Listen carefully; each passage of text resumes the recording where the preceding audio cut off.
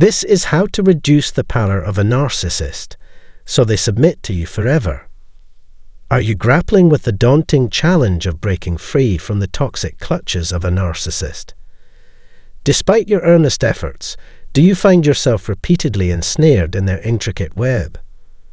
Maintaining discipline and upholding the no-contact rule can prove immensely difficult, especially when face-to-face encounters remain a possibility. Severing their narcissistic supply is a crucial step towards our own healing and recovery. However, navigating shared spaces with a narcissist, whether it be in the workplace, social gatherings, or co-parenting arrangements, can significantly impact our mental well-being. The burning question arises: how can we deprive them of the supply they crave so desperately? How do we cease being their emotional crutch? In this video, we'll explore the various interactions and modes of communication that serve as prime sources of supply for narcissists, as well as those that offer them minimal reinforcement. Your mental health deserves attention, and I'll walk you through managing these situations with minimal stress. Before we delve into the captivating realm of narcissistic psychology, I want to take a moment to express my sincere gratitude for joining me on this transformative journey. As an additional resource, I'm offering a complimentary course on narcissism and effective strategies for dealing with narcissists. Please refer to the description box below if you're interested in accessing it. Prepare yourself, for today's quest delves into a bitter truth we must confront: how to diminish the very essence that empowers the narcissist. This knowledge is not only vital for navigating present challenges, but also for healing the scars of yesteryears. After all, we cannot always evade the grasp of past traumas. Confronting a former narcissist is akin to stepping onto a battlefield unshielded. Caught off guard, we must restrict the sustenance they seek from us.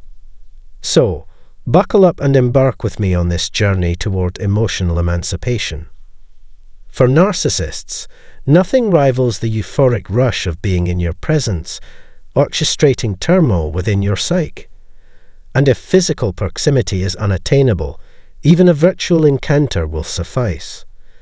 These cunning beings thrive on face-to-face engagements. It is their arena, and they are the puppeteers. They coax reactions from you, draining your emotional reserves like relentless leeches. They are content with the slightest droplet of sustenance, as it satiates their insatiable appetite.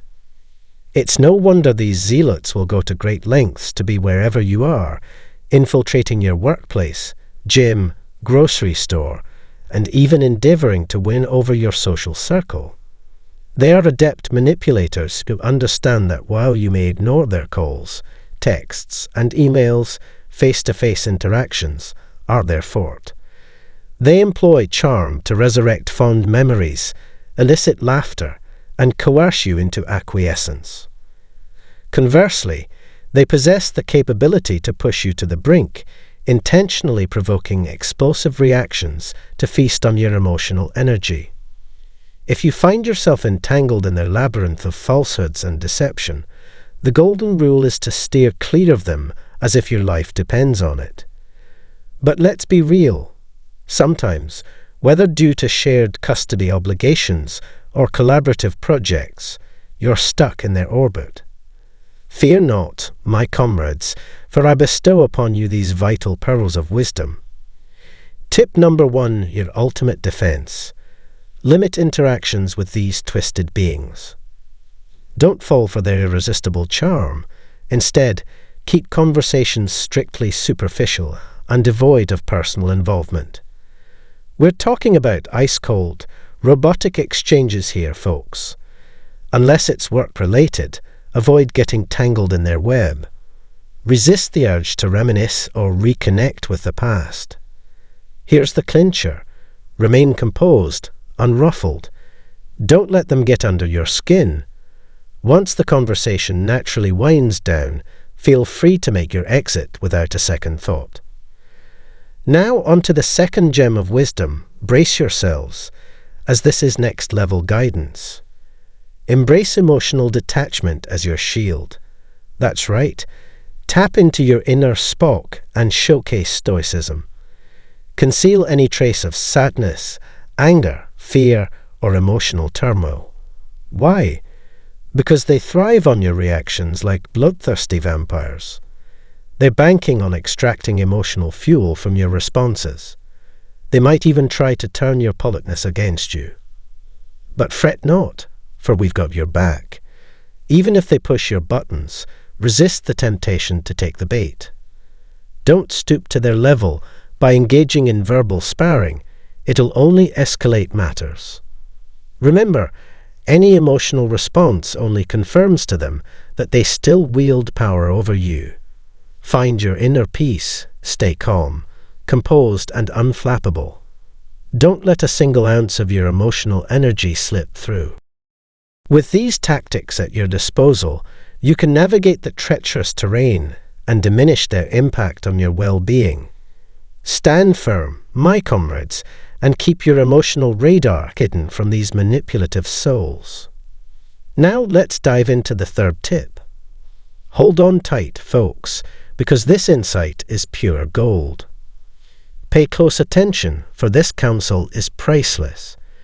Resist the temptation to seek explanations or closure from these individuals who resemble the walking dead. Trust me, it's not worth the effort. Narcissists are incapable of providing closure. It's like their kryptonite.